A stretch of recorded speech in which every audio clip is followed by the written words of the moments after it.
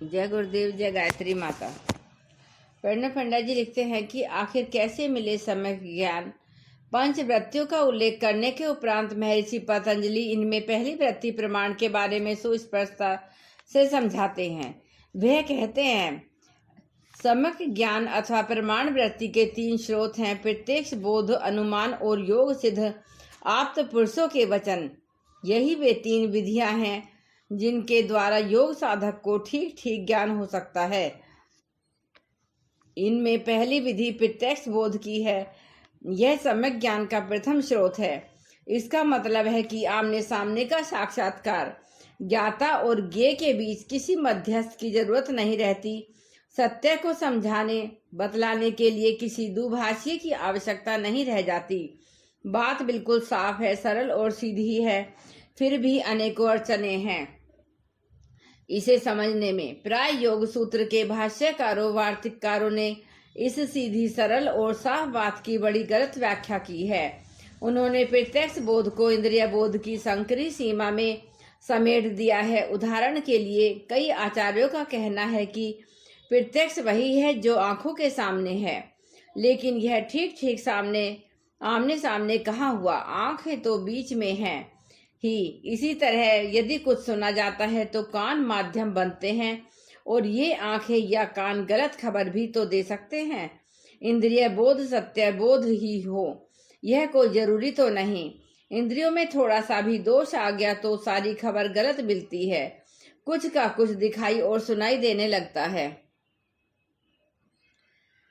फिर प्रत्यक्ष बोध क्या है? इस सवाल के उत्तर में परम पूज्य गुरुदेव का चिंतन सूत्र कहता है, चेतना प्रत्यक्ष, यानी कि हमारी चेतना बिना किसी इंद्रिय माध्यम के सब कुछ साफ साफ आमने सामने देखे। गहरे ध्यान अथवा समाधि की भाव दशा में ही साधक को यह स्थिति प्राप्त होती है। तब देखने के लिए, जानने के लिए किसी माध्यम की जरूरत नहीं रह जाती, किसी इंद्रिय की तो बिल्कुल भी नहीं। महात्मा बुद्ध, महर्षि रमन और श्री अरविंद एवं परम पूज्य गुरुदेव जैसे महायोगी इसी रीति से सत्ता और सत्य की प्रत्यक्ष अनुभूति करते हैं। इससे इंद्रियों की किसी तरह की कोई भागीदारी नहीं होती। ज्ञाता और ज्ञेय एकदम आमने सामने होते हैं, उनके बीच और कुछ नहीं होता। केवल प्रत्यक्षता ही सत्य अनुभव बनकर प्रकट होती है। परम पूज्य गुरुदेव कहते थे कि प्रत्यक्ष को चेतना प्रत्यक्ष मानने से ही महर्षि पतंजलि जैसे महायोगी का भाव प्रकट होगा। यदि हम प्रत्यक्ष को केवल इंद्रिय प्रत्यक्ष की सीमा में सिकोड़ दें तो हम उन्हें चार्वाक जैसे नास्तिक एवं जड़वादी दार्शनिकों की श्रेणी में खड़ा कर देंगे, क्योंकि चार्वाक दर्शन के प्रवर्तक बृहस्पति का प्रमुख मत यही है तो है, जो कुछ इंद्रियां अनुभव करती हैं, जो नजरों के सामने है, वही प्रमाण है। चार्वाक को भारतीय भौतिकवाद का स्रोत माना जाता है। इस दर्शन में बुद्धि चातुर्य तो है, पर चेतना का बोध नहीं। चार्वाक कोरे बुद्धिवादी हैं, जबकि महर्षि पतंजलि सम्यक बोध प्राप्त महायोगी। उनके भाव को ठीक ठाक समझने के लिए किसी महायोगी का बोध ही सहायक बन सकता है। परम पूज्य गुरुदेव हमें यही सहायता प्रदान करते हैं। वह कहते हैं कि गहरे ध्यान अथवा समाधि में हमारी अंतर चेतना जिस ज्ञान की अनुभूति करती है वह सत्य है, उसी को प्रमाण माना जा सकता है। इंद्रियों से हमें जो जानकारी मिलती है वह प्राय आधी अधूरी और दोषग्रस्त होती है। यही कारण है कि इंद्रियां हमें भटकाती और भ्रमित करती हैं। काम, क्रोध, लोभ, मोह की दशाएं इंद्रियों को जब तब आच्छादित करती हैं और परिणाम में व्यक्ति को कुछ का कुछ समझ में आने लगता है। कभी कभी तो यह दशा नशेड़ी व्यक्तियों की होती है। इस संबंध में गुरुदेव अपने गांव के पास का एक किस्सा सुनाया करते थे। उनके गांव के पास एक गांव में एक ठाकुर बच्ची सी ही रहा करते थे। उनकी अफीम खाने की आदत थी। अफीम खाने के बाद वे नशे में काफी ऊट पटांग हरकतें करते थे। एक बार उन्होंने शाम को ज्यादा अफीम खा ली और नशा गहरा होने पर वे कहने लगे, देखो अब मेरे पास उड़ने की ताकत आ गई है और अब मैं उड़ सकता हूँ। ऐसा कहते हुए वह मकान की छत से हाथ फैलाए हुए उड़ने की मुद्रा में नीचे कूद पड़े। सिर पर गहरी चोट लगने से उनकी मृत्यु हो गई। बेचारे वह जान भी नहीं सके कि नशे के असर में वह अपनी इंद्रियों द्वारा धोखा खा गए। इंद्रियां भरोसे काबिल हैं भी नहीं। बिना नशे के वे हमें भटकाती और भ्रमित करती रहती हैं। जो बचपन में समझ में आया वह किशोर अवस्था में बेकार नजर आता है। किशोर अवस्था की बातें प्रौढ़ अवस्था में बेमानी हो जाती हैं। यही सिलसिला चलता रहता है। ऐसे में सवाल उठता है कि प्रत्यक्ष बोध आखिर है क्या? तो जवाब यह है कि प्रत्यक्ष बोध वह है जिसे इंद्रियों के बिना जाना जा सके। इसलिए पहला सम्यक ज्ञान केवल अपनी आंतरिक सत्ता का हो सकता है, क्योंकि इसके लिए किसी भी इंद्रिय सहायता की जरूरत नहीं है। कोई भी गहरे ध्यान अथवा समाधि में उतरकर इसे पा सकता है। प्रमाण वृत्ति अथवा सम्यक ज्ञान का दूसरा स्रोत अनुमान है। यह उनके लिए जो अभी प्रत्यक्ष बोध के लायक नहीं हुए हैं, जिनकी स्थिति अभी ध्यान और समाधि की गहराई में प्रवेश करने की नहीं है, जो सम्यक ज्ञान पाना चाहते हैं। अनुमान उनके लिए एक संभावना है। यह अनुमान क्या है? परम पूज्य गुरुदेव के शब्दों में यह है विवेक युक्त तर्क। तर्क के बारे में गुरुदेव का कहना था कि तर्क दुधारी तलवार की तरह है। इसके इस्तेमाल के लिए गहरे विवेक की जरूरत है। विवेक के अभाव में वे यह सत्य ज्ञान की प्राप्ति में सहायक बनने की बजाय असत्य ज्ञान का पोषक भी हो सकता है।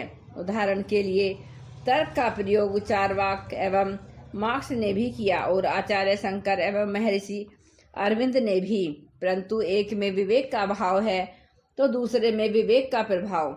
इस स्थिति में इनके दर्शन और दार्शनिकता का पूरा ढांचा बदल गया है। पतंजलि का कहना है कि सम्यक ज्ञान के लिए हमें सम्यक तर्क करना आना चाहिए। उदाहरण के लिए यदि हम इस विराट सृष्टि को देखें, गौर से निहारें और तर्क का सम्यक प्रयोग करें तो ईश्वर के अस्तित्व का अनुमान होता है। यह ठीक है कि ईश्वर की सत्ता इंद्रिय प्रत्यक्ष नहीं है। ईश्वर कहीं नहीं दिखाई देता, नजर नहीं आता, किंतु यदि सम्यक तर्क का प्रयोग करें, यह सोचें कि विश्व ब्रह्मांड की व्यवस्था कितनी सुसंगत है, कितने उद्देश्यपूर्ण है, तो इस निश्चय पर जरूर पहुंचेंगे।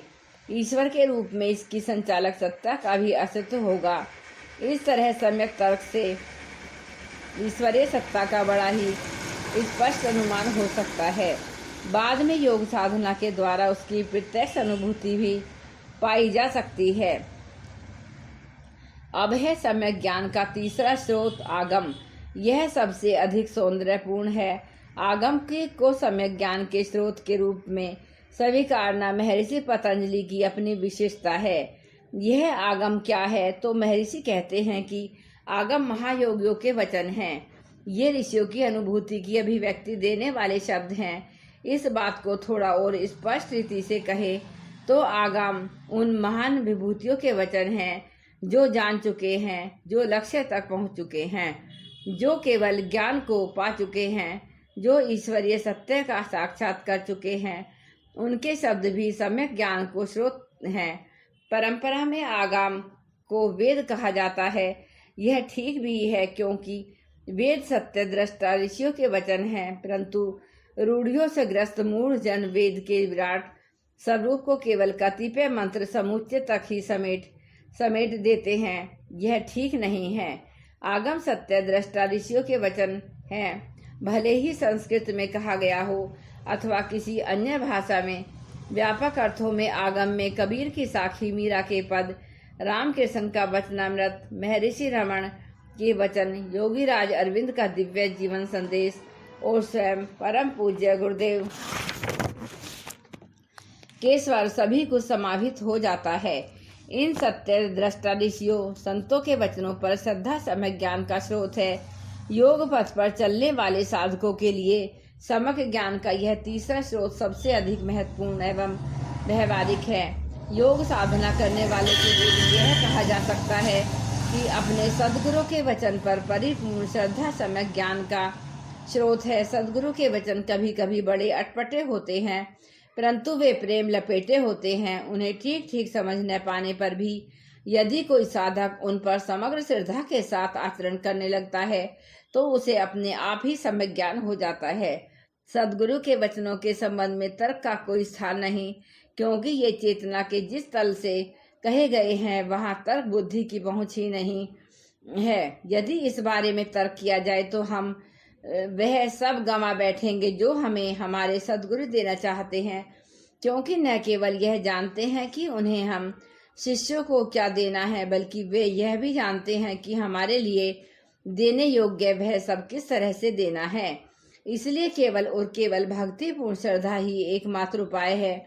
महर्षि पतंजलि कहते हैं कि सदगुरु जो कहे, जिस भी तरह कहे, उसे परिपूर्ण श्रद्धा के साथ करने पर सम्यक ज्ञान सुनिश्चित है। इसमें कोई संदेह नहीं है। प्रमाण वृत्ति के ये तीनों स्रोत हमारी अंतर यात्रा में सहायक हैं। जय गुरुदेव, जय गायत्री माता।